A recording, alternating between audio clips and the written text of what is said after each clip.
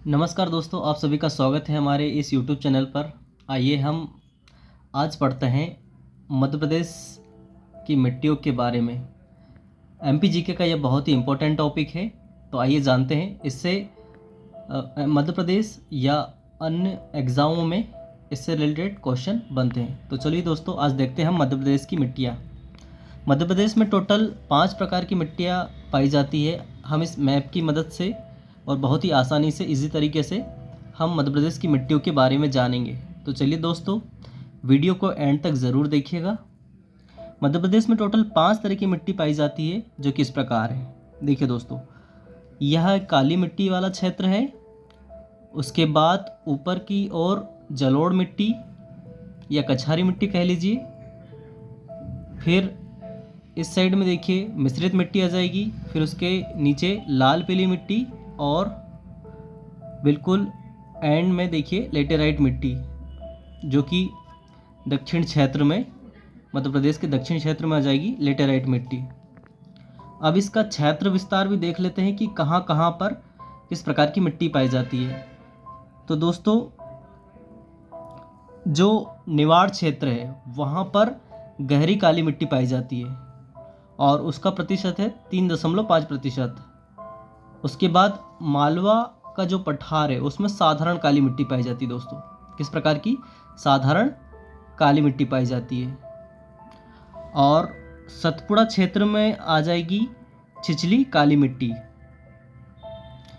जलोढ़ मिट्टी मध्य प्रदेश के किन क्षेत्रों में पाई जाती है? तो जलोढ़ मिट्टी मध्य प्रदेश के जो चंबल क्षेत्र है इसमें आ जाएगा मुरैना, श्योपुर, इन जिलों में जलोढ़ मिट्टी या कछारी मिट्टी पाई जाती है। और इसका जो प्रतिशत है वो 3% है मध्य प्रदेश के अंदर। बुंदेलखंड क्षेत्र में मिश्रित मिट्टी पाई जाती है, जिसका मध्य प्रदेश में कुल 10% है।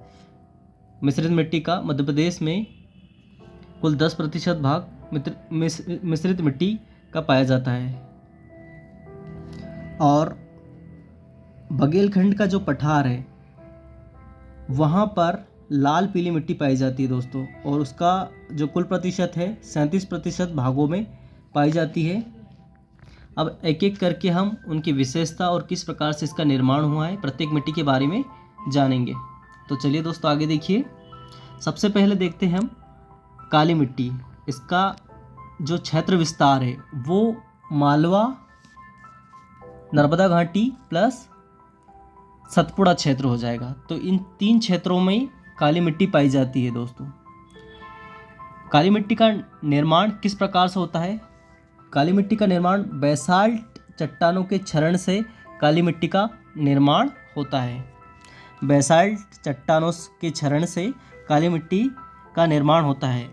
भारत का जो ओवरऑल क्षेत्र है उसमें काली मिट्टी का जो प्रतिशत मात्रा है वो कितनी है, कितने प्रतिशत भागों में काली मिट्टी पाई जाती है?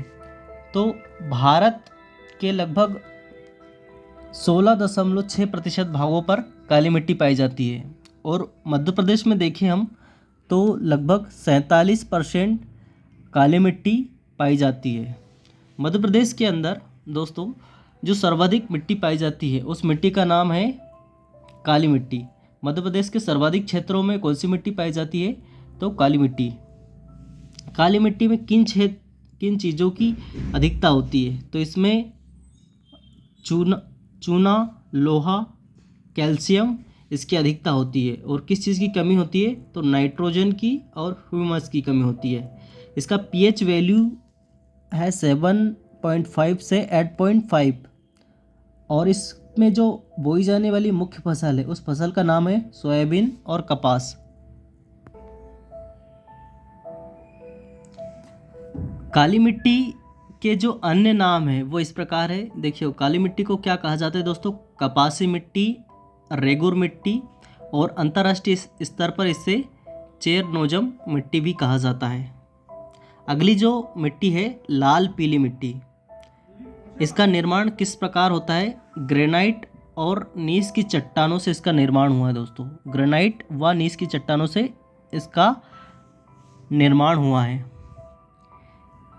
लाल पीली मिट्टी में किस चीज़ की अधिकता होती है? तो दोस्तों इसमें लोहे की अधिकता होती है। और कमी किस चीज़ की होती है? तो नाइट्रोजन और ह्यूमस की कमी होती है। भारत में यह लगभग 18% भागों में पाई जाती है और मध्य प्रदेश के अंदर 37% भागों में पाई जाती है। इसका जो पीएच वैल्यू है वो है 5.5 से 8.5। इसका रंग जो है किस कारण से लाल होता है? तो आयरन ऑक्साइड के कारण इसका जो रंग है हमें लाल दिखाई देता है। और जो पीला रंग है वह फेरिक ऑक्साइड के कारण दिखाई देता है। और इसमें बोई जाने वाली जो मुख्य फसल है उस फसल का नाम है चावल। चावल के लिए यह बहुत ही उपजाऊ मिट्टी है। तो दोस्तों देखिए अगली जो मिट्टी है मिश्रित मिट्टी। इस मिट्टी का जो मध्य प्रदेश के अंदर कुल प्रतिशत ये 10% भागों में पाई जाती है और अधिकता इसमें आयरन की अधिकता है। और किन चीज़ों की कमी हुई? तो नाइट्रोजन, फास्फोरस और पोटेशियम, इन 3 चीज़ों की कमी पाई जाती है। और मुख्य जो फसल है इसमें मक्का, चाय और कॉफ़ी। सफ़ेद भूरा रंग इसका होने का कारण है दोस्तों कैथोलिन के कारण इसका जो कलर है वो सफ़ेद भूरा रंग का दिखाई देता है। और इसका विस्तार क्षेत्र देख लेते हैं दोस्तों। तो बुंदेलखंड व विंध्य प्रदेश का कुछ क्षेत्र ले लीजिए, विंध्य क्षेत्र और बुंदेलखंड क्षेत्र, इन क्षेत्रों में इसका विस्तार देखने को मिलता है हमें। नेक्स्ट जो है लेटेराइट मिट्टी। लेटेराइट मिट्टी का अन्य नाम लाल भूरी मिट्टी भी है। लेटेराइट मिट्टी को हम अन्य नाम से जानते हैं तो वो है लाल भूरी मिट्टी। मध्य प्रदेश में इसका कुल प्रतिशत है 3%। और इसमें किन चीज़ों की अधिकता होती है? तो लोहा सिलिका की अधिकता होती है। मुख्य फसल है ज्वार, मक्का और बाजरा।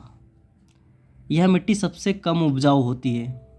इसकी ये विशेषता है कि इसमें बहुत ही कम फसल उपजाई जाती है या कम फसल उपजाऊ मानी जाती है।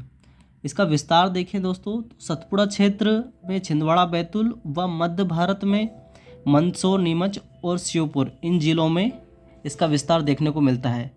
लास्ट और अंतिम जो मिट्टी है वो है जलोढ़ मिट्टी। इसका निर्माण चंबल और उसकी सहायक नदियां हैं जो उनके द्वारा बहाकर लाई गई यह मिट्टी होती है। इन नदियों के द्वारा बहाकर लाए गए मिट्टी से जो निर्माण होता है उसको जलोढ़ मिट्टी कहते हैं। भारत में इसका कुल प्रतिशत है 43%, 43%। और मध्य प्रदेश के अंदर यह 3% भाग में पाई जाती है। इसमें पोटास और चूने की अधिकता है। और किस चीज़ की कमी है? तो नाइट्रोजन और फास्फोरस की कमी है। फसल में मोटा अनाज बोया जाता है और इसका पीएच वैल्यू है 7। तो दोस्तों आशा करता हूँ कि आपको यह वीडियो पसंद आया होगा। Thank you.